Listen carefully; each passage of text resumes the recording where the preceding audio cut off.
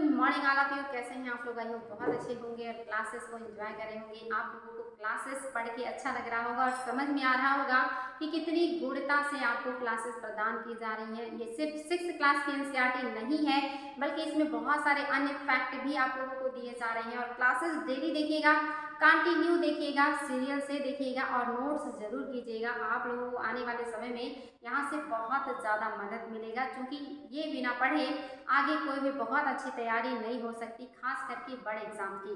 तो चलिए देख लेते हैं आज हम लोग क्या पढ़ने वाले हैं। आज हमारा अध्याय 9 है, व्यापारी, राजा और तीर्थयात्री। आज हम पढ़ेंगे व्यापारियों, राजा और तीर्थयात्रियों के बारे में। कहानी भी कुछ खास नहीं है, इसलिए कहानी मैं नहीं ले रही हूँ। चलिए देखते हैं बाकी आप लोगों को क्या देखना है।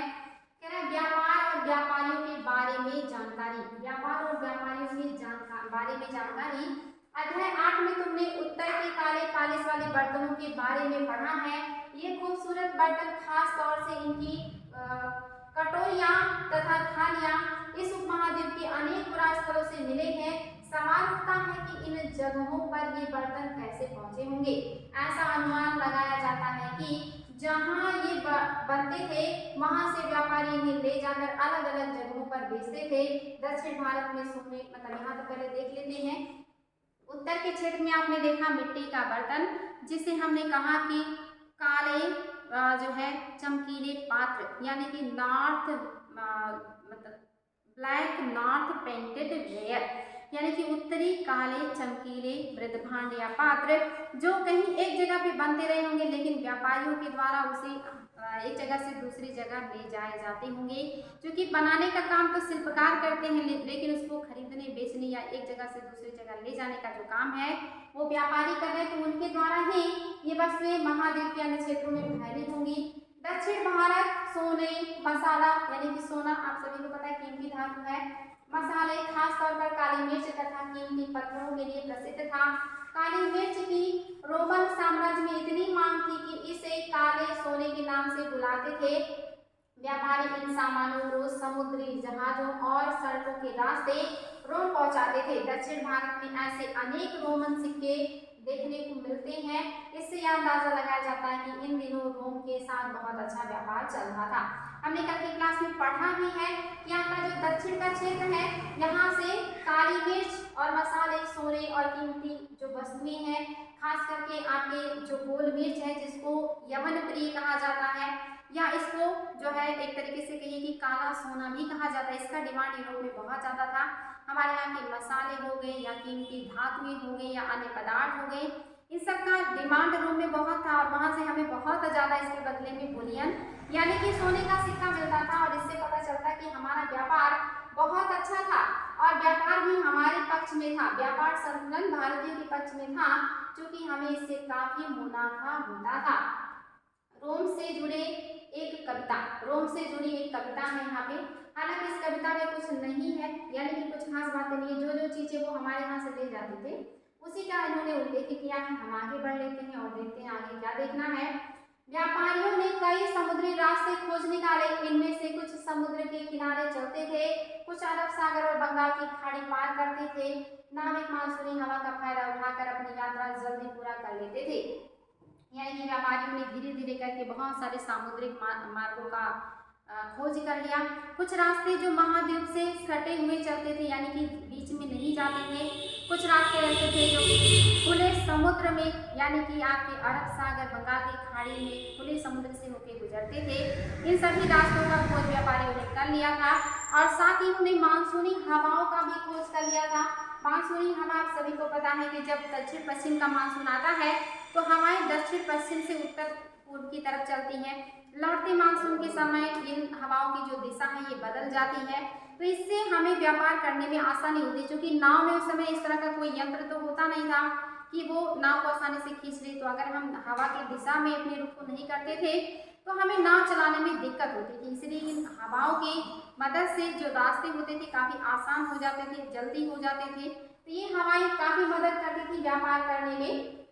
वही कह रहा है कि आपकी जो मानसूनी हवाएं हैं ये आपके फायदा उठाकर अपनी यात्रा जल्दी पूरी कर लेते थे। व्यापारी वे अफ्रीका या अरब के पूर्वी तट से इस उपमहाद्वीप के पश्चिम तट पर पहुंचना चाहते थे, तो दक्षिण पश्चिम मानसून के साथ चलना पसंद करते थे, इस लंबी यात्रा के लिए मजबूत जहाजों का निर्माण किया जाता था।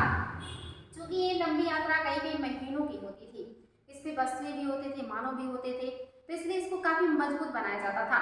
और जब उन्हें ये जो देख रहे हैं ना कहाँ से कहाँ तक जाना है, अगर अफ्रीका या अरब के पूर्वी तट से इस उपमहाद्वीप के पश्चिमी तट पर पहुंचना है तो ये दक्षिण पश्चिम मानसून का उपयोग करते थे। अफ्रीका से दक्षिण पश्चिम के मानसून के समय हवा जो है इनको भारत की तरफ धकेल करके आसानी से पहुंचा देती थी। समुद्री तटों से लगे राज्य, इस उपमहाद्वीप के दक्षिणी भाग में बड़ा तटीय प्रदेश है, इसमें बहुत से पहाड़, पठार और नदी के मैदान हैं। नदियों के मैदानी इलाकों में कावेरी का मैदान सबसे उपजाऊ है। मैदानी इलाकों तथा तटीय इलाकों के सरदारों और राजाओं के पास धीरे धीरे काफी संपत्ति और शक्ति हो गई। संगम कविताओं में मूवेंदार की चर्चा मिलती है। यह एक तमिल शब्द है जिसका अर्थ है तीन मुखिया। इसका प्रमुख तीन शासक परिवार से लिया गया है। ये पॉइंट ध्यान दीजिएगा, बहुत ही ज्यादा महत्वपूर्ण है कि आपके जो मूवेंदार है ये कौन है। आपके दक्षिण में पठार है, पहाड़ है, नदियां हैं और इन पहाड़ी और नदियों से सटे हुए बहुत से राज्य और नगर हैं और इन्हीं राज्य और नगर से जुड़े हुए हैं जो शासक। इन शासक परिवारों को कहा जाता है मूवेंदार। ये क्वेश्चन कई बार आया है, मूवेंदार शब्द किसके लिए उपयोग में लाया गया है, तो ये तीन मुखिया थे। ऑप्शन में आ जाए कि तीन मुखिया थे तो ऑप्शन सही हो जाएगा। लेकिन कभी कभी पूछ ले कि इन तीन मुखिया परिवारों में कौन थे, वो तीन शासक परिवारों का नाम बताइए, तब आपका हो जाएगा चेर जो कि केरल के क्षेत्र में थे, और हो जाएगा आपका चोल जो कि तमिलनाडु के क्षेत्र में थे, और इसके अलावा हो जाएगा आपका पांड्य। ये भी याद रखिएगा, इंपॉर्टेंट है। ये तीन परिवार हैं, इन्हीं तीनों को कहा जाता था संयुक्त रूप से मूवेंदार, और ये तीन राज्य के मुखिया हैं। इंपॉर्टेंट है आपके लिए, चेर, चोल और पांड्य, इन्हीं को कहा जाता था तीन मुखिया और इन्हीं को कहा जाता था संयुक्त रूप से मूवेंदार। याद रखिए, ये जो इंपॉर्टेंट है, आयोग का पूछा हुआ है, ये फैक्ट आप सभी को याद होनी चाहिए, नोट में आपके शामिल होनी चाहिए। और क्वेश्चन के आंसर राइटिंग भी आगे देख लीजिए। मुखियाओं के लिए किया गया जो शब्द का उपयोग है वो है आपके चोल, चेर और पांड्य, जो करीब 2300 साल पहले दक्षिण भारत के काफी शक्तिशाली माने जाते थे। ये आपके बहुत साल पहले दक्षिण भारत के शक्तिशाली राजाओं में से एक हैं, इन्हीं को कहा जाता था मूवेंदार। इन तीनों मुखियाओं में अपने दो दो सत्ता केंद्र थे, इनके अपने दो दो सत्ता केंद्र होते थे। किस तरह से, इनमें से एक तटीय हिस्से में और दूसरा अंदरूनी हिस्से में था। इस तरह 6 केंद्रों में से 2 बहुत ही महत्वपूर्ण थे, एक चोलों का पत्तन गुहार या कावेरी पत्तनम और दूसरा पांड्यों की राजधानी मदुरै। यानी कि ये जो 3 लोग हैं जिनको मूवेंदार कहा जाता है, ये काफी उस समय के शक्तिशाली हैं और इनके 2 केंद्र होते थे। जैसे वर्तमान में 2-2 राजधानियां होती हैं, एक प्रशासनिक राजधानी, एक आपका न्यायिक राजधानी। तो इस तरह से इनकी भी 2 राजधानियां होती थी। एक राजधानी समुद्र के किनारे होते थे, तट पे, जो बंदरगाह नगर होते थे, और एक इनकी जो होती थी वो केंद्र में होती थी, मिड में होती थी, जो पूरे साम्राज्य को कंट्रोल करती थी। और उस समय इन दोनों में से 2 मतलब तीनों में से 2 राजवंश काफी पावरफुल हैं। एक आपके चोल हैं, चोल की जो पत्तन नगर है वो है पुहार, इसको कावेरी पत्तनम भी कहते हैं। ये चीज याद रखिएगा, इंपॉर्टेंट है कि चोलों का जो महत्वपूर्ण नगर था वो क्या था, वो था पुहार। इसको हाईलाइट कीजिएगा, चोलों का पत्तन नगर पुहार या कावेरी पत्तनम था। और जो दूसरे शक्तिशाली थे पांड्य, इनकी राजधानी थी मदुरा या मदुरै, जिसके बारे में हम पढ़ चुके हैं। यहीं पे 2 बार संगम बुलाए गए हैं, 2 बार तमिल संगम के यहाँ पे सम्मेलन हुए हैं। ये दोनों सबसे शक्तिशाली हैं। इनकी जो है पत्तन नगरों के नाम याद रखिएगा। ये मुखिया लोगों से नियमित कर लेने के बजाय उपहार मांगते थे। ये देखिए, नियमित कर नहीं लेते थे बल्कि नजराना मांगते थे, उपहार मांगते थे। कभी कभी ये सैनिक अभियानों पर भी निकल पड़ते थे और आसपास के इलाकों से शुल्क वसूल कर लाते थे। यानी कि कभी कभी ये अभियान पर भी निकलते थे और आसपास के इलाकों से शुल्क वसूल करके ले आते थे। इनमें से कुछ धन वे अपने पास रख लेते थे, बाकी अपने समर्थकों में बांट देते थे। नाते रिश्तेदारों में, सिपाहियों में, कवियों में ये क्या करते थे, बांट दिया करते थे। अनेक संगम कवियों ने उन मुखियाओं की प्रशंसा में कविताएं भी लिखी हैं। निश्चित ही जिसको ये लोग संरक्षण देंगे उनको ये पैसे देंगे तो इनके बारे में अच्छा ही लिखेंगे। कीमती जवाहरात, सोने, घोड़े, हाथी, रथ, यानी कि ये जो आपके कीमती जवाहरात हैं इसके अलावा सोने हो गए, हाथी हो गए, रथ हो गए या सुंदर कपड़े जो है ये सारे उपहार के रूप में कवियों को दिए जाते थे।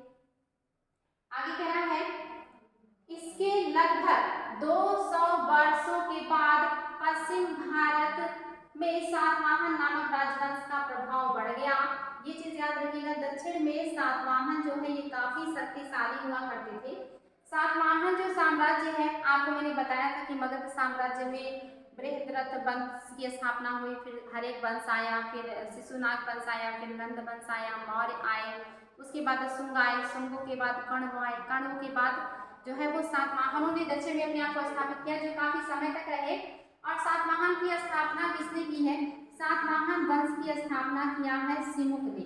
ये क्वेश्चन कई बार आया है कि सातवाहन वंश के संस्थापक कौन थे? सिमुक थे। लेकिन सातवाहन वंश का सबसे शक्तिशाली शासक कौन था? वो थे गौतमीपुत्र श्री सातकर्णी। गौतमीपुत्र श्री सातकर्णी सातवाहन वंश के सबसे शक्तिशाली शासक हैं। ये आयोग के द्वारा पूछा गया है। और ये भी याद रखिएगा, ये जो सातकर्णी है ये अपने आप को कहते हैं एका ब्राह्मण या एकमात्र ब्राह्मण कहते हैं। एकमात्र ब्राह्मण भी कहते हैं, एका ब्राह्मण भी कहते हैं और एकमात्र ब्राह्मण भी कहते हैं। इसके अलावा ये ब्राह्मणों का ब्राह्मण भी कहते हैं। तो इस तरह से आप देखेंगे ये शब्द आता है कि एका ब्राह्मण, ब्राह्मणों में ब्राह्मण, एकमात्र ब्राह्मण अपने आप को कौन कहता है? गौतमीपुत्र सातकर्णी। या सातवाहन वंश का सबसे शक्तिशाली राजा कौन था? गौतमीपुत्र सातकर्णी। ये भी क्वेश्चन आता है सातवाहन वंश को सबसे ज्यादा टक्कर किसने दिया, सबसे ज्यादा नुकसान किसने पहुंचाया है? तो शकों ने। याद रखिएगा, शक जो है ये विदेशी हैं, विदेशी आक्रमणकारी हैं। शकों ने सबसे ज्यादा नुकसान पहुंचाया है सातवाहन राजवंश को। सबसे बड़े दुश्मन इनके कौन हैं? शक है। ये बात याद रखिएगा, बहुत इंपॉर्टेंट है। सबसे ज्यादा नुकसान पहुंचाया और इसमें सबसे ज्यादा नुकसान पहुंचाने वालों में 2-3 नाम बहुत महत्वपूर्ण है। जैसे एक शक शासक थे जिनका नाम था नहपाल और एक शक शासक थे जिनका नाम था रुद्रदामन। आपने रुद्रदामन का नाम सुना होगा, रुद्रदामन। ये कई बार आया है कि जो रुद्रदामन है ये कौन से वंश के शासक हैं? तो शक वंश के शासक हैं। और शकों के सबसे शक्तिशाली शासक कौन है? वो भी रुद्रदामन ही है। रुद्रदामन ही आपके इतिहास में ज्यादा फेमस है। क्यों?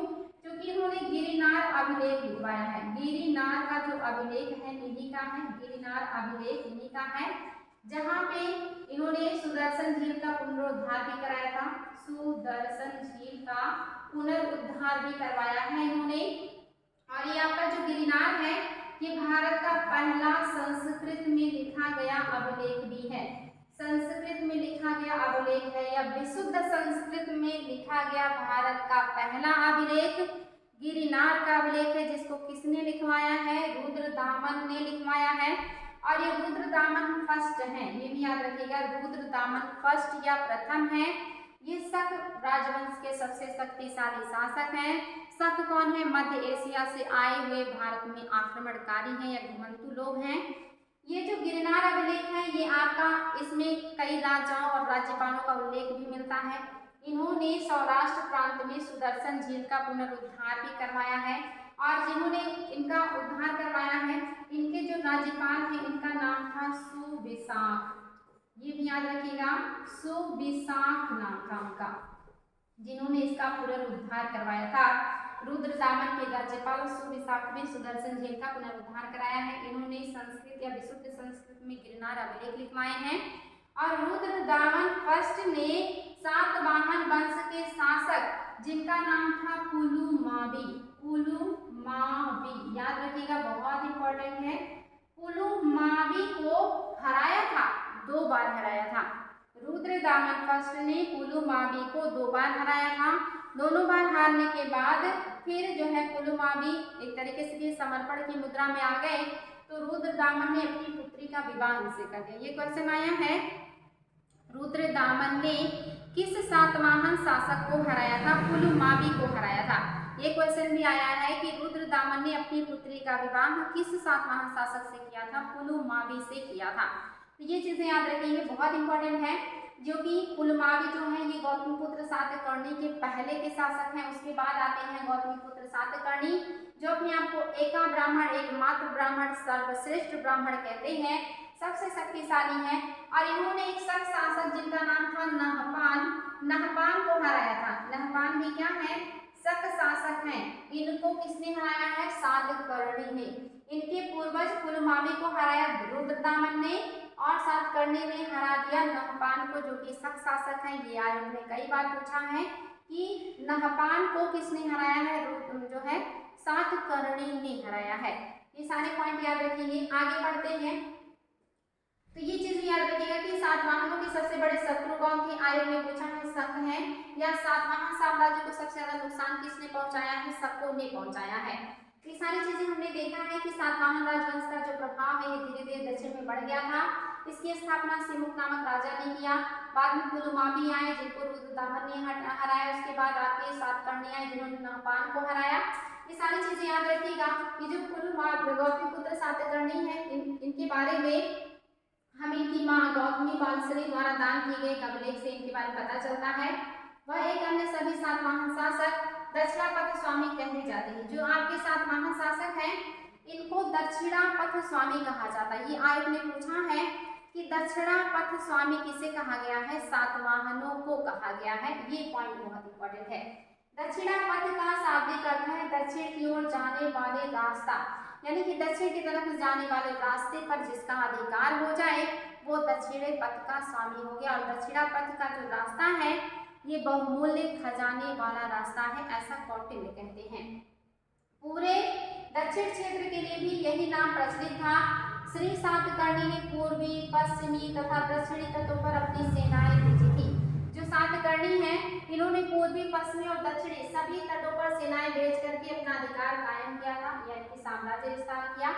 अब बारी आई रेशम मार्ग की कहानी। आप सभी को पता होगा रेशम का जो आविष्कार है ये किसने किया है, रेशम का आविष्कार। इसके अलावा सातवाहनों के बारे में दो एक पॉइंट और आप जान सकते हैं। जैसे जो सातवाहन है इन्होंने ही सबसे पहले क्या किया है, सातवाहन इन्होंने सबसे पहले भारत में शीशे के सिक्के चलाए थे। ये क्वेश्चन आयोग के द्वारा कई बार पूछा गया कि शीशे के सिक्के सबसे पहले किसने चलाए हैं, तो किसने चलाए हैं, ये सातवाहनों ने चलाए हैं। शीशे के सिक्के के अलावा और कौन से सिक्के चलाए हैं, पोटीन के सिक्के भी इन्होंने चलाए हैं। पोटीन के सिक्के भी चलाए हैं, शीशे के सिक्के भी चलाए हैं।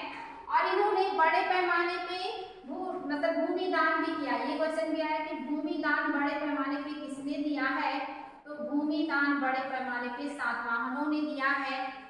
इसके अलावा मात्र प्रधान प्रशासन किसके साम्राज्य में है, तो मात्र प्रधान प्रशासन सातवाहनों के टाइम में है, क्योंकि माता के नाम पे ही राजा बन रहे हैं ये लोग। इसके अलावा सामंती व्यवस्था किसके टाइम पीरियड में देखने को मिला है, तो सामंती व्यवस्था सातवाहनों के टाइम में देखने को मिला। सामंती व्यवस्था इन्हीं के समय में देखने को मिला है बड़े पैमाने पे।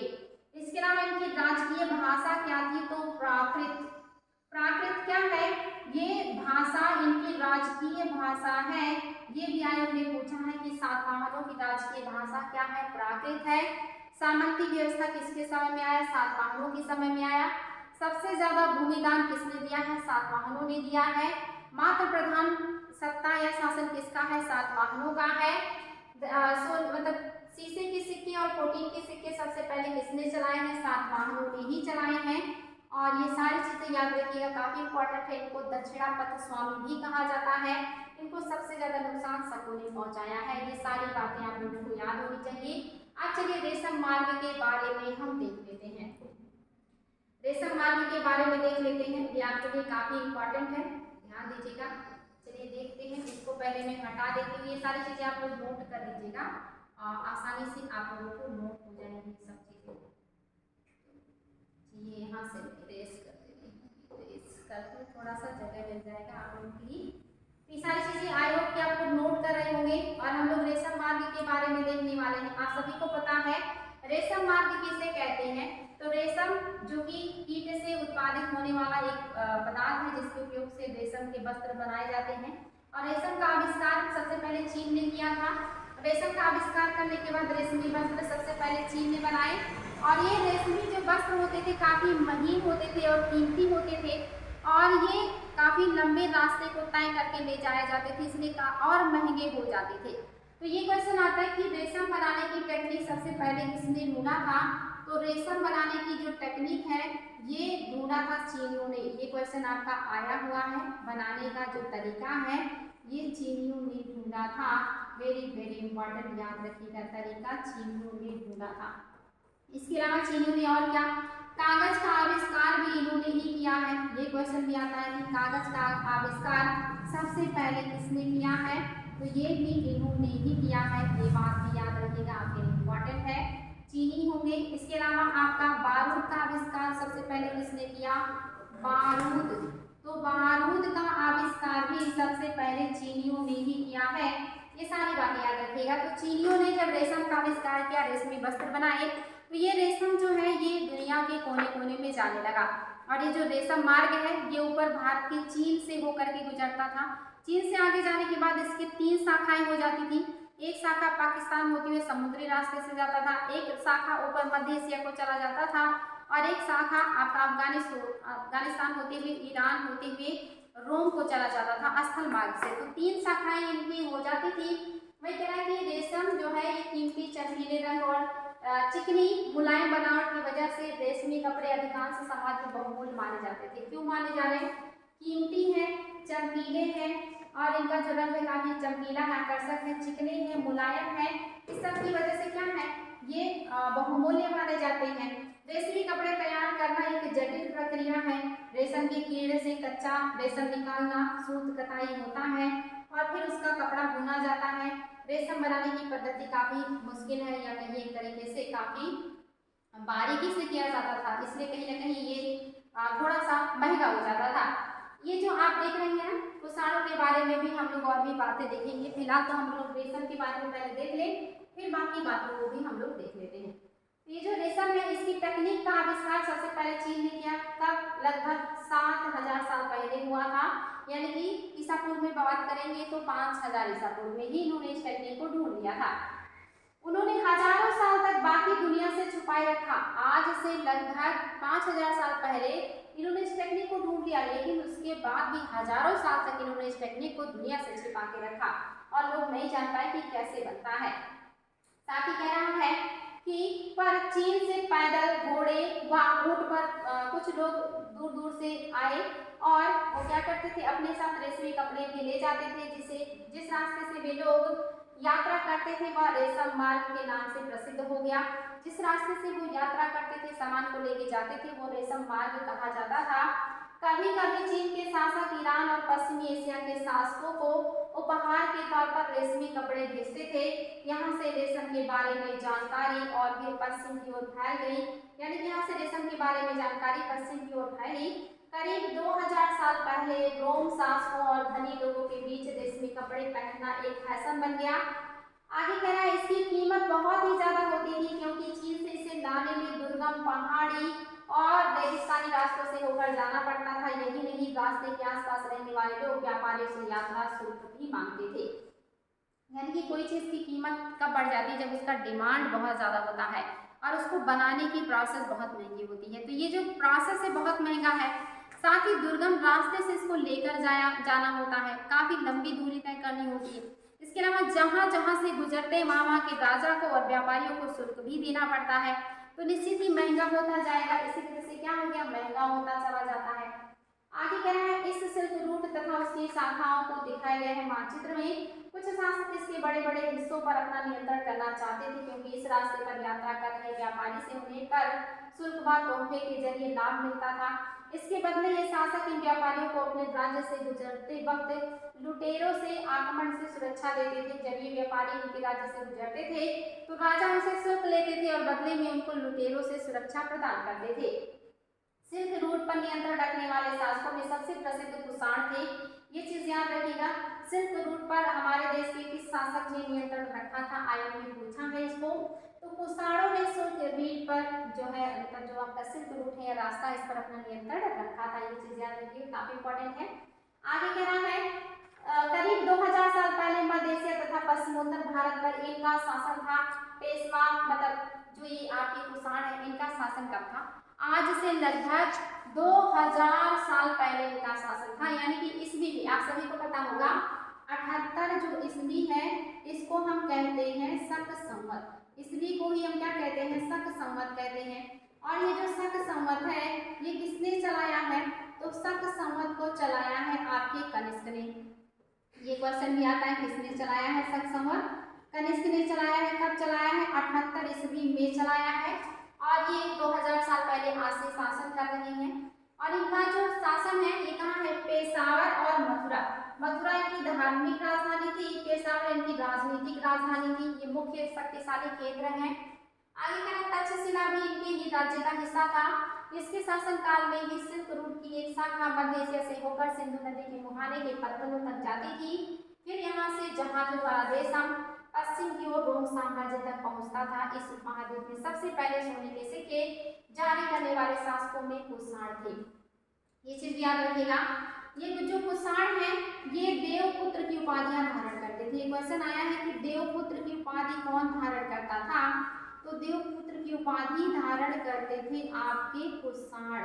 और जो कुषाण है ये उपाधियां किससे प्रभावित होकर के धारण करते थे, तो ये उपाधियां धारण करते थे चीनियों से प्रभावित होकर। ऑप्शन में दिया रहेगा ईरानी, यूनानी, भारतीय और चीन।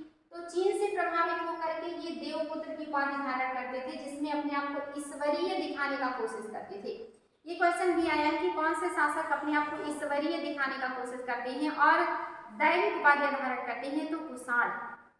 इसके अलावा कुषाणों ने भारतीय क्षेत्र में सोने के सिक्के चलाए, लेकिन इसमें भी डिस्प्यूट है। कुछ विद्वान कहते हैं कि सबसे पहले यूनानियों में मिनांडर ने भारत में सोने के सिक्के चलाए हैं, और कुछ विद्वान कहते हैं कि आपके कुषाणों में बिम कटफिसस ने सबसे पहले सोने के सिक्के चलाए हैं।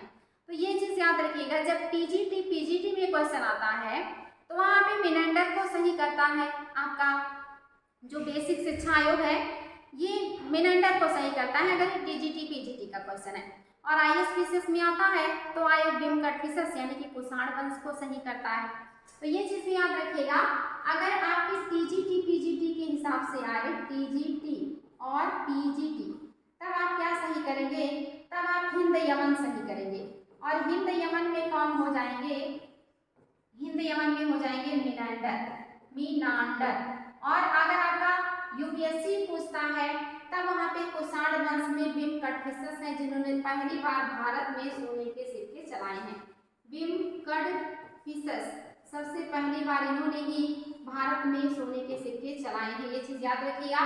इसके अलावा क्वेश्चन ये भी आता है कि सबसे शुद्ध सोने के सिक्के किसने चलाए हैं, सबसे शुद्ध सोने के सिक्के किसने चलाए हैं, और सबसे मतलब एक तरीके से कि नियमित सोने के सिक्के किसने चलाए हैं, तो सबसे शुद्ध सोने के सिक्के कहिए या नियमित सोने के सिक्के कहिए, तब ये आपके कुषाण ही होंगे। याद रखिएगा, आयोग के द्वारा पूछा गया है शुद्ध सोने के सिक्के और नियमित सोने के सिक्के किसने चलाए हैं, कुषाणों ने चलाए हैं। ये क्वेश्चन भी आता है कि सबसे ज्यादा तांबे के सिक्के किसने चलाए हैं, सब आयोग का पूछा हुआ है। सबसे ज्यादा तांबे के सिक्के किसने चलाए हैं, तब भी आपका क्या हो जाएगा, कुषाण हो जाएगा। सबसे ज्यादा तांबे का सिक्का कुषाणों ने चलाए हैं। देखिए सबसे शुद्ध भी चला रहे हैं, नियमित सोने का सिक्का चला रहे हैं, लेकिन बड़े पैमाने पे जो यूज कर रहे हैं वो तांबे का सिक्के का यूज कर रहे हैं। तो सबसे बड़े पैमाने पे इन्होंने तांबे के सिक्के चलाए हैं, और सबसे शुद्ध चांदी के सिक्के जो है वो शकों ने चलाए हैं। ये भी याद रखिएगा। सबसे ज्यादा संख्या में सोने के सिक्के किसने चलाए हैं, सबसे ज्यादा संख्या में,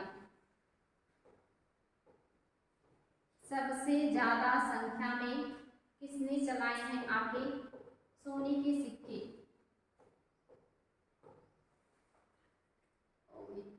लग रहा हैंग हो रहा है, मैं इसको फिर से कर दे रही हूँ। हम लोग देख रहे थे कि जो सोने के सिक्के हैं वो सबसे ज्यादा किसने चलाए हैं। बाकी पॉइंट्स उम्मीद है कि आप लोगों ने नोट कर लिया होगा। सबसे ज्यादा सोने के सिक्के चलाए हैं ग्रुप ने, सबसे ज्यादा सोने के सिक्के आयोग ने कई बार पूछा हुआ है। सबसे ज्यादा सोने के सिक्के किसने चलाए हैं, गुप्तों ने चलाए हैं, गुप्त शासकों ने चलाए हैं, गुप्तों ने चलाए चांदी के सिक्के किसने चलाए, ये भी आयोग ने पूछा है। सबसे शुद्ध चांदी के सिक्के, सबसे शुद्ध चांदी के सिक्के किसने चलाए हैं, तो ये चलाए हैं शको ने, शको ने चलाए हैं। याद रखिएगा, ये सारी बातें इंपॉर्टेंट हैं आपके लिए। शको ने चलाए हैं। और गुप्त शासकों में सबसे मतलब पहली बार चांदी के सिक्के चंद्रगुप्त सेकंड ने चलाए हैं। ये बातें याद रखिएगा बच्चों। सबसे पहले सोने के सिक्के हिंद ने चलाए हैं टीजीटी पीजीटी के अकॉर्डिंग, और हमारे लोक संघ आयोग के अकॉर्डिंग सबसे पहले कुसाणों ने चलाए, कुसाणों में भी कटफिसस ने चलाया है। सबसे शुद्ध सोने के सिक्के और नियमित सोने के सिक्के कुसाणों ने चलाए हैं। सबसे ज़्यादा संख्या में तांबे के सिक्के कुसाणों ने चलाए हैं। सबसे ज़्यादा संख्या में सोने के सिक्के गुप्तों ने चलाए हैं। और सबसे शुद्ध चांदी के सिक्के शकों ने चलाए हैं। और विक्रमादित्य यानी चंद्रगुप्त सेकंड पहले गुप्त शासक हैं जिन्होंने चांदी का सिक्का चलाया था। तो ये सारी चीज़ें आप लोगों ने देख लिया है। उम्मीद है यहाँ तक की बातें समझ में आई होंगी। चलिए आगे बढ़ते हैं और देखिए और क्या बातें आपको जाननी है। सिल्क रूट के बारे में कहा कि कैसे कैसे लोग यात्रा करते रहे होंगे, कौन कौन सी कठिनाइयाँ आती रही होंगी। चलिए और देखते हैं आपके लिए और क्या खास बात है जो आपको जानना चाहिए। बौद्ध धर्म का प्रसार, बौद्ध धर्म का प्रसार कह रहा है कुषाणों का सबसे प्रसिद्ध राजा कनिष्क था। उसने करीब 1900 साल पहले शासन किया। उसने एक बौद्ध परिषद का गठन किया जिसमें एकत्र होकर विद्वान महत्वपूर्ण विषयों पर विचार विमर्श करते थे।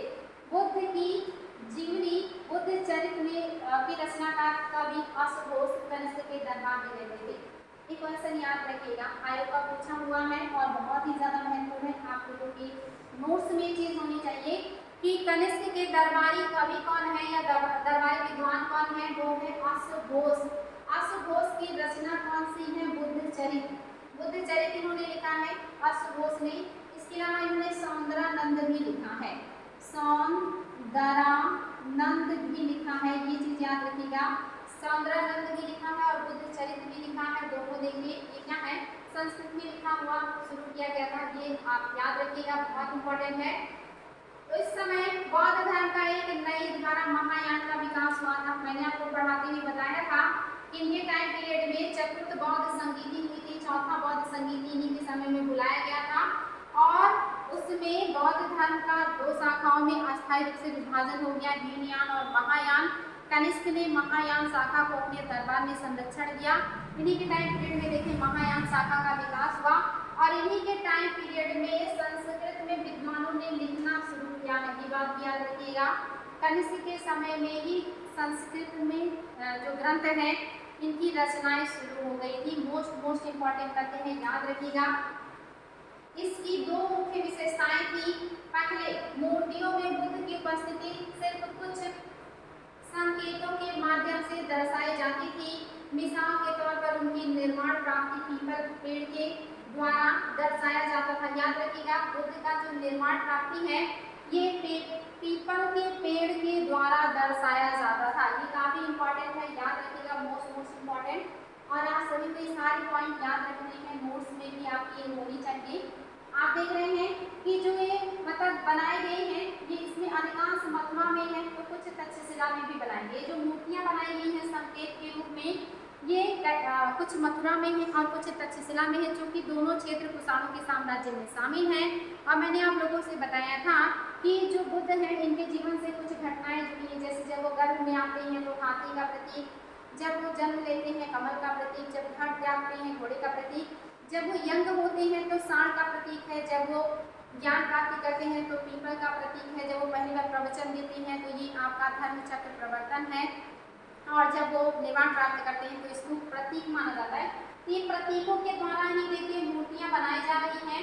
दूसरा परिवर्तन बोधिसत्व की में आस्था को लेकर आया। ये देखिए बोधिसत्व में आप लोगों को बता दें कि बहुत इंपॉर्टेंट है। ISVCS जैसा भी एग्जाम हो बोधिसत्व पूछा जाता है। बोधिसत्व का जो परिकल्पना है ये महायान शाखा का है, याद रखिएगा, महायान शाखा में ही बोधिसत्व आते हैं, महायान शाखा से जुड़े हुए हैं। तो ये चीज याद रखिएगा कि जो बोधिसत्व हैं ये आपके महायान शाखा से जुड़े हुए हैं, आपके लिए काफी महत्वपूर्ण है। ये आगे कह रहा है बोधिसत्व किसे कहेंगे,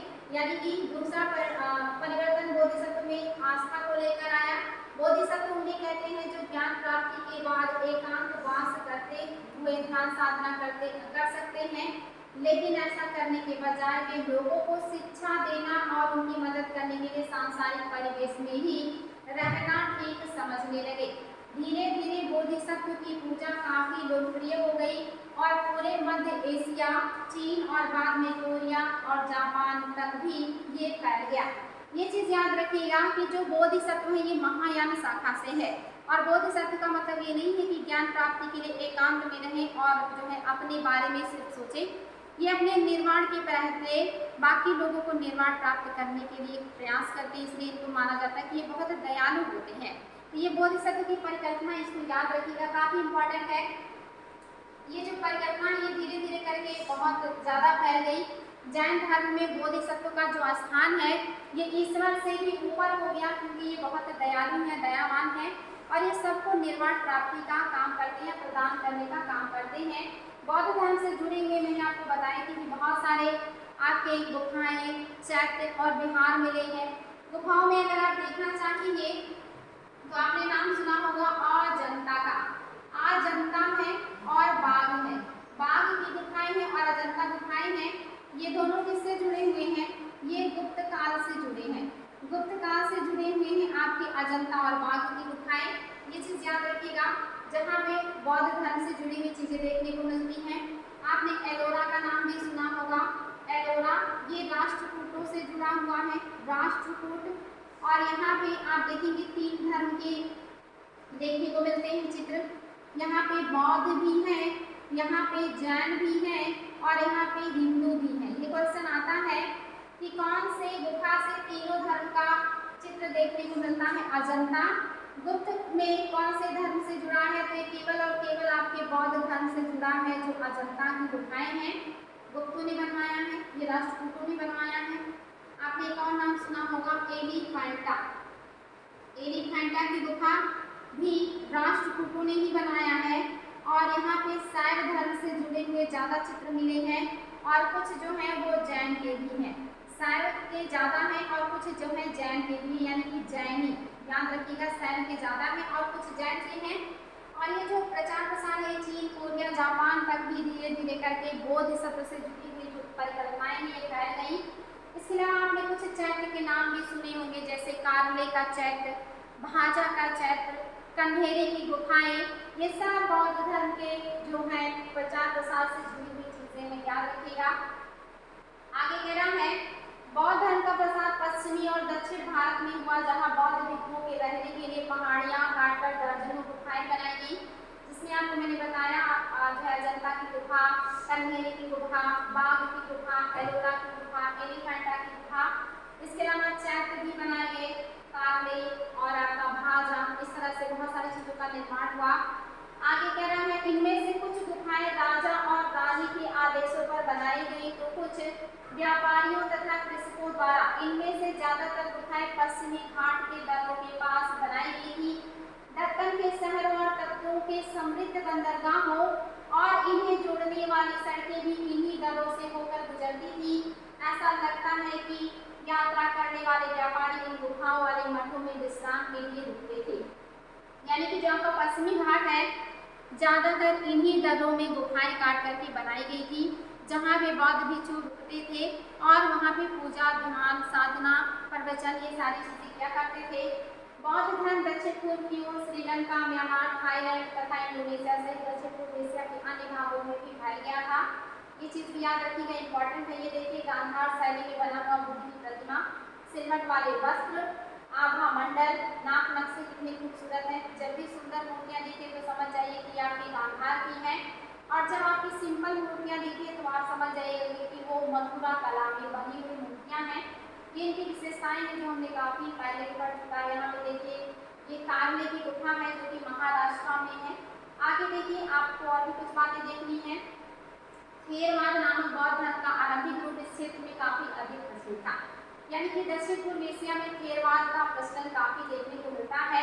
आगे क्या है, तीर्थयात्रियों की जिज्ञासा। व्यापारी काफिलों में तथा जहाजों पर दूर दूर जाया करते थे। बहुत से तीर्थयात्री भी उनके साथ यात्रा पर निकल पड़ते थे। ये लोग बहुत दूर दूर की यात्रा करते थे। तीर्थयात्री तीर्थ यात्री वे स्त्री पुरुष होते थे जो प्रार्थना के लिए पवित्र स्थानों की यात्रा किया करते थे। आगे देख लीजिए, इसी तरह भारत की यात्रा पर आया चीनी बौद्ध तीर्थ यात्री फाक्सियान काफी प्रसिद्ध है। वह करीब 1600 साल पहले आया। ह्वेनसांग, जिसको हम कहते हैं श्वेत सांग, ये बहुत ज्यादा इंपॉर्टेंट है, इसको ध्यान दीजिएगा। फाहियान जो है ये तीर्थ यात्री है और कहाँ से आए हैं? चीन से आए हैं। किस लिए आए हैं? ये बौद्ध धर्म से जुड़ी हुई चीजों का अध्ययन करने के लिए आए हैं। नाम है फासियेन या आपको मिलेगा फाहियान। फासियेन कहिए या कहिए फाहयान। ये आए हैं चीन से भारत की यात्रा करने और किसके समय में आए हैं? ये क्वेश्चन भी आता है। चंद्रगुप्त द्वितीय के समय आए हैं। चंद्रगुप्त सेकंड के समय। इन्हीं को विक्रमादित्य भी कहा जाता है। विक्रमादित्य भी कहा जाता है। याद रखिएगा, जो ये फाहियान है इन्होंने एक पुस्तक लिखी है हो क्यूकी लिखा है पुस्तक, जो फाहियान ने लिखा है। इंपॉर्टेंट है, याद रखिएगा। चंद्रगुप्त सेकंड के दरबार में आए हैं जिनका नाम है विक्रमादित्य। चीन से आए हैं और बौद्ध धर्म की शिक्षा के लिए आए हैं। याद रखिएगा, काफी इंपॉर्टेंट है। नेक्स्ट है ह्वेनसांग, जो इनके बाद आए हैं। देखिए कब आए हैं? ह्वेनसांग 1400 ईस्वी में आए हैं। और ह्वेनसांग के समय भारत का राजा कौन है? एग्जाम में आया है, तो याद रखिएगा हर्षवर्धन है। हर्षवर्धन है शासक आपके भारत में और इनके टाइम पीरियड में आए हैं आपके ह्वेनसांग। ह्वेनसांग आए हैं और ये भी याद रखिएगा, ह्वेनसांग ने जो पुस्तक लिखी है उसका नाम है सी क्यूकी। ये क्वेश्चन भी कई बार आया है। सी क्यूकी पुस्तक किसका है? ह्वेनसांग का है। चीनी यात्री है, किसके समय में आए हैं? हर्षवर्धन के समय में आए हैं।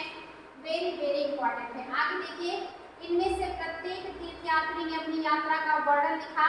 इन्होंने अपनी यात्रा के दौरान आई मुश्किलों के बारे में भी लिखा। इन यात्राओं में कई वर्ष लग जाया करते थे। और आगे देखते हैं और क्या बातें हैं, क्योंकि यात्राएं काफी लंबी होती थी, दुर्लभ होती थी, इसमें समय लगता था।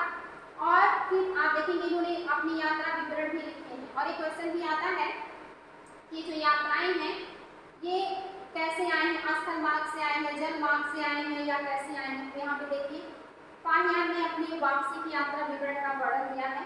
ये स्थल मार्ग से आए थे लेकिन जल मार्ग से जा रहे थे, तो इनको क्या क्या समस्याएं हुई हैं?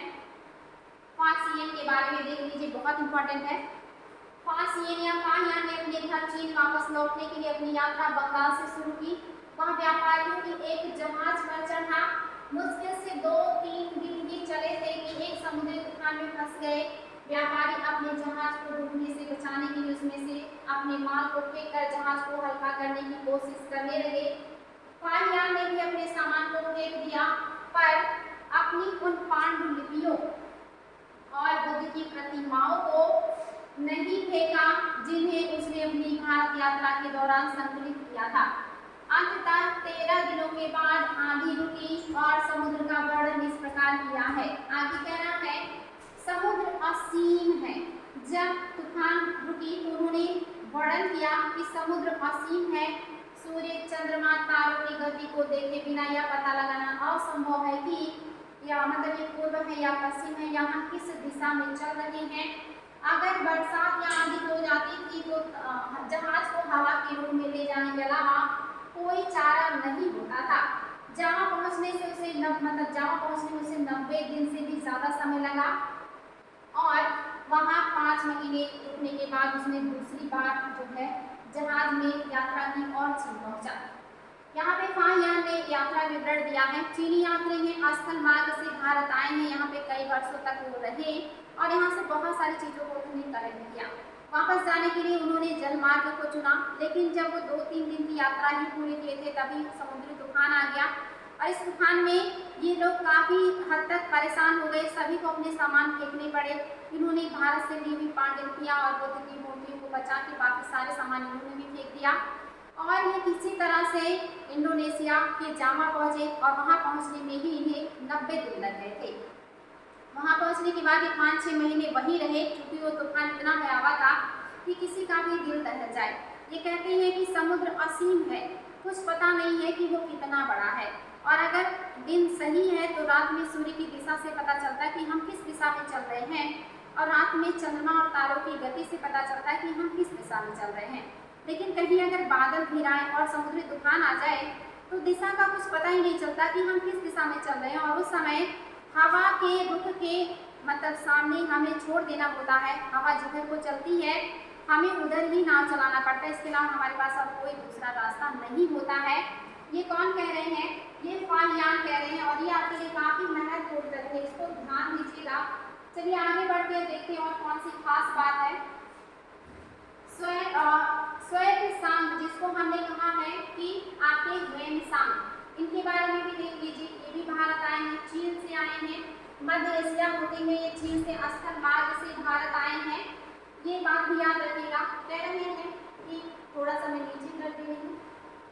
ह्वेन-सांग जो है ये मध्य एशिया से स्थल मार्ग से होकर के भारत आए हैं। हर्षवर्धन के टाइम पीरियड में भारत आए हैं। ये ह्वेन-सांग भूमार्ग से उत्तर पश्चिम और मध्य एशिया होकर चीन वापस लौटा, यानी कि ये स्थल मार्ग से ही आए और स्थल मार्ग से ही वापस गए। फाहियान स्थल मार्ग से आए लेकिन जल मार्ग से गए। याद रखिएगा, आयोग ने पूछा आए कैसे थे और गए कैसे हैं।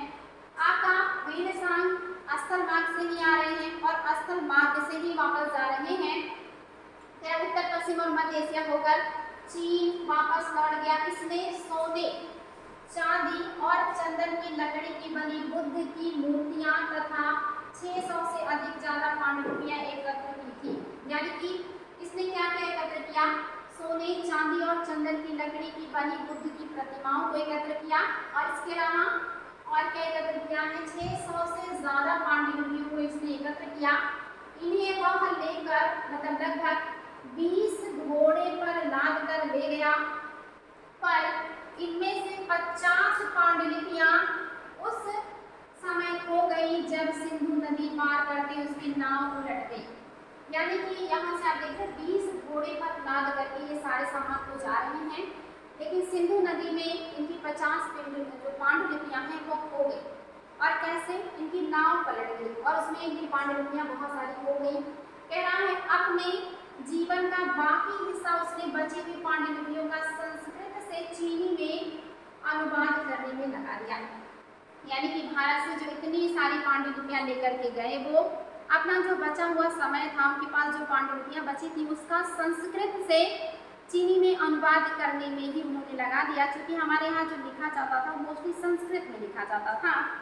और ये जब चीन से निकले थे तो वहाँ के राजा नाराज थे, वो मना कर रखे थे कि कोई भी नागरिक देश के बाहर नहीं जाएगा। तो ये बहुत छुप छुपा के आए थे, लेकिन जब ये वापस गए तो वहाँ की राजा ने इनका स्वागत किया था। ये बात भी याद रखिएगा ह्वेन-सांग के बारे में कि आने के टाइम में उनको राजा ने परमिशन नहीं दिया, लेकिन जाने के टाइम में राजा ने उनका स्वागत किया था। राजा प्रसन्न हुए थे, खुश हुए थे इनके कार्य से, इनकी मतलब खोज से, इनकी उपलब्धियों से। आगे देखिए, नालंदा शिक्षा का एक विशिष्ट केंद्र। कह रहा है ह्वेन-सांग तथा अन्य तीर्थयात्रियों ने उस समय के सबसे प्रसिद्ध बौद्ध विद्या केंद्र नालंदा में अध्ययन किया। ये बात याद रखिएगा, जितने भी चीनी यात्री आए हैं ये सभी ने नालंदा बिहार में अध्ययन किया है। नालंदा आप सभी को पता होगा कुमारगुप्त फर्स्ट ने बनवाया है। कुमारगुप्त फर्स्ट ने बनवाया है। ये दुनिया का सबसे पहला मतलब सबसे बड़ा विश्वविद्यालय है। दुनिया का पहला विश्वविद्यालय तो आपका तक्षशिला विश्वविद्यालय था। तक्षशिला विश्वविद्यालय दुनिया का पहला विश्वविद्यालय था। दुनिया का सबसे बड़ा और प्रसिद्ध विश्वविद्यालय आपका नालंदा था, याद रखिएगा। कह रहा है यहाँ के शिक्षक योग्य तथा बुद्धि में सबसे आगे हैं। ये कौन कह रहे हैं? ह्वेन-सांग। बुद्ध के उपदेशों का वहाँ पूरी ईमानदारी से पालन करते हैं। मठ के नियम काफी सख्त हैं, जिन्हें सबको मानना पड़ता है। पूरे दिन वाद विवाद चलते ही रहते हैं, जिससे युवा और वृद्ध दोनों ही एक दूसरे की मदद करते हैं। विभिन्न शहरों से विद्वान लोग अपनी शंकाएं दूर करने यहाँ आते हैं। आए नए जो आगंतुक हैं इनसे पहले द्वारपाल कठिन प्रश्न पूछता है। पहले द्वारपाल ही इनसे कठिन प्रश्न पूछेगा। अगर कोई नया व्यक्ति प्रवेश करने के लिए आ रहा है, उन्हें अंदर जाने की अनुमति तभी मिलती है जब द्वारपाल की सही उत्तर वो दे पाते, जब द्वारपाल के प्रश्नों का वो सही उत्तर दे पाते हैं तभी उनको अंदर जाने की अनुमति मिलती है। ये इम्पोर्टेंट है। 10 में से 7-8 सही उत्तर नहीं दे पाते। ये देखिए कितने हार्ड प्रश्न रहे होंगे कि 10 में से 7-8 लोगों को इसमें सफलता नहीं मिलती थी, यानी कि बड़े मुश्किल से 2-3 लोगों ही द्वारपाल के प्रश्नों का उत्तर दे पाते थे और उनको नालंदा बिहार में प्रवेश मिलता था। बाकी लोग उनके प्रश्नों का उत्तर देने में असफल रहते थे। ये क्वेश्चन भी आया है कि जब हेनसांग भारत आए तो नालंदा के आचार्य कौन थे? नालंदा के आचार्य कौन थे? याद रखिएगा, शीलभद्र थे। ये क्वेश्चन भी आया है। कौन थे आचार्य? शीलभद्र थे आचार्य जब नालंदा में हेनसांग ने प्रवेश किया था। बहुत इंपॉर्टेंट है। इनके बाद एक और चीनी यात्री आएंगे जिनका नाम है इत सिंह। इत सिंह तीसरे नंबर पे आते हैं। पहले फाहियान आए हैं चंद्रगुप्त सेकंड के टाइम में, दूसरे नंबर पे आए हैं हेनसांग जो आए हैं हर्षवर्धन के टाइम में, और तीसरे नंबर पे आते हैं आपके इत सिंह जो और बाद में आते हैं। और इत सिंह ने भी लिखा था नालंदा विश्वविद्यालय के बारे में और उन्होंने कहा था कि वहाँ पे 10,000 विद्यार्थी पढ़ते थे और 2,000 शिक्षक थे नालंदा विश्वविद्यालय में। आगे देखिए, इन्हीं दिनों मतलब ये भक्ति की शुरुआत कहाँ से हुई? जो भक्ति है इसकी शुरुआत कब से हुई है? इन्हीं दिनों देवी देवताओं की पूजा का चलन भी शुरू हुआ। बाद में हिंदू धर्म की यह प्रमुख पहचान बन गई। इसमें शिव, विष्णु, दुर्गा जैसे देवी देवता शामिल थे। शिव, विष्णु, दुर्गा जैसे देवी देवता शामिल हैं। इन देवी देवताओं की पूजा भक्ति परंपरा के माध्यम से की जाती थी। भक्ति उस समय काफी लोकप्रिय परंपरा बन गई। किसी देवी या देवता के प्रति श्रद्धा को ही भक्ति कहा जाता है। याद रखिएगा, भक्त परंपरा जो है ये कब से लोकप्रिय हुई है? उत्तर वैदिक काल से ही शुरू हुआ है। और यहाँ पे देख रहे हैं कि भक्ति मतलब क्या होता है? आप जिस भी देवी देवता को मतलब पूजते हैं उनके प्रति श्रद्धा ही भक्ति कहलाती है। भक्ति पथ का सब जो पथ है या रास्ता है ये सबके लिए खुला था, चाहे वह धनी हो या गरीब हो, ऊंची जाति के हो या नीची जाति के हो, स्त्री हो या मतलब पुरुष हो, आदमी हो, सभी के लिए भक्ति के जो रास्ते हैं ये खुले थे। भक्ति मार्ग की चर्चा हिंदुओं के पवित्र ग्रंथ भगवत गीता में की गई है। ये क्वेश्चन आया है, भक्ति मार्ग की पहली बार चर्चा कहाँ मिलती है? भगवत गीता में मिलती है। याद रखिएगा, भगवत गीता महाभारत का एक हिस्सा है। आप सभी को पता है भगवत गीता जो है ये महाभारत का एक हिस्सा है, इम्पोर्टेंट है। इसमें भगवान कृष्ण अपने भक्त और मित्र अर्जुन को सभी धर्मों को छोड़कर उनकी शरण में आने का उपदेश देते हैं, क्योंकि वे केवल कृष्ण की ही अर्जुन को सारी बुराइयों से मुक्ति दिला सकते हैं। पूजा का यह रूप धीरे धीरे देश के विभिन्न भागों में फैल गया। यानी कि ये जो भक्ति परंपरा है इसका प्रचलन हुआ और फिर धीरे धीरे पूरे देश में भर गया या फैल गया। भक्ति मार्ग अपनाने वाले लोग आडंबर के साथ पूजा पाठ करने के बजाय ईश्वर के प्रति लगन और व्यक्तिगत पूजा करते थे। भक्ति मार्ग अपनाने वालों का यह मानना है कि अगर अपने आराध्य देवी या देवता की सच्चे मन से पूजा की जाए तो वह उसी रूप में दर्शन देंगे जिसमें भक्त उसे देखना चाहता है।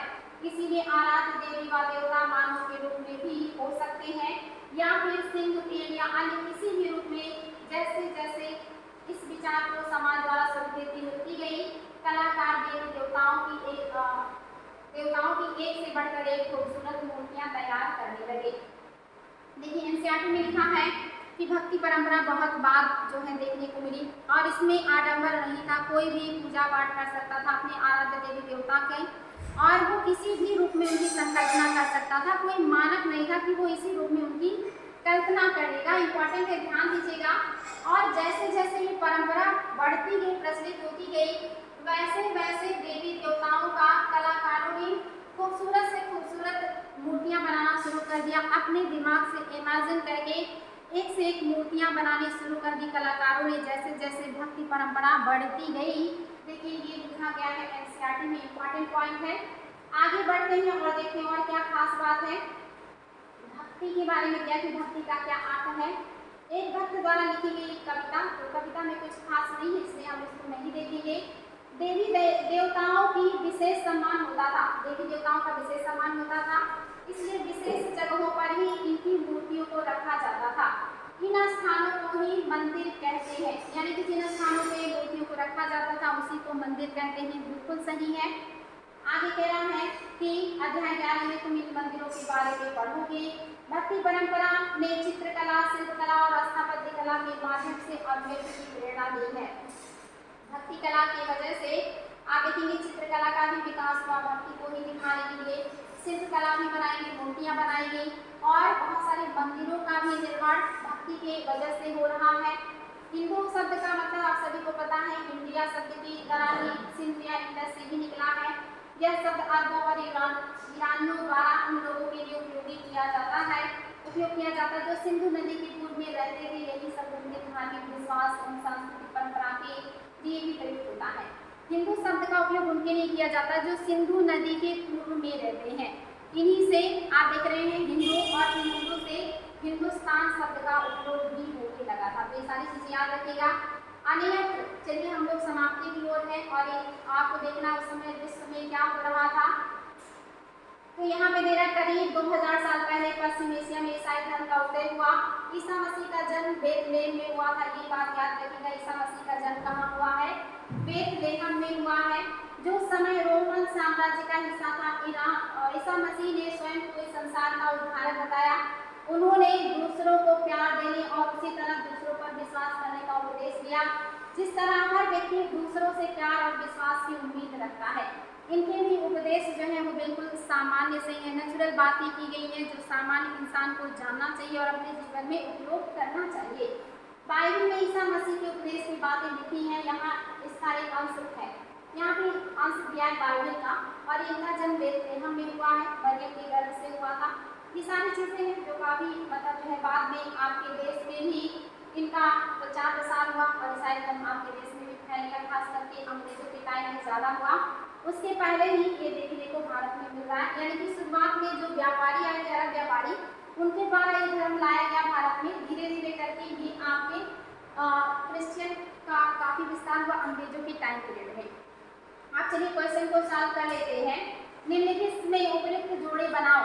दक्षिणापथ स्वामी किसे कहा गया था? तो आपने देखा आज की क्लास में 7 महान शासकों को। भूपेंद्र किसे कहा गया था? चेरचोल पांडे को कहा गया। अश्वघोष ने बुद्ध चरित्र की रचना की है। बोधिसत्व जो है ये कौन है? महायान बौद्ध धर्म से जुड़े हैं। हेनसांग चीनी यात्री हैं। आप लोगों ने बहुत आसानी से क्वेश्चन को सॉल्व कर लिया होगा क्योंकि मैंने इसको बहुत अच्छे से आप लोगों को बताया है। चलिए आगे देख लीजिए, ये आपके डिटेल क्वेश्चन है जो आप लोगों को लिखना है। क्वेश्चन को ध्यान से देख लीजिएगा।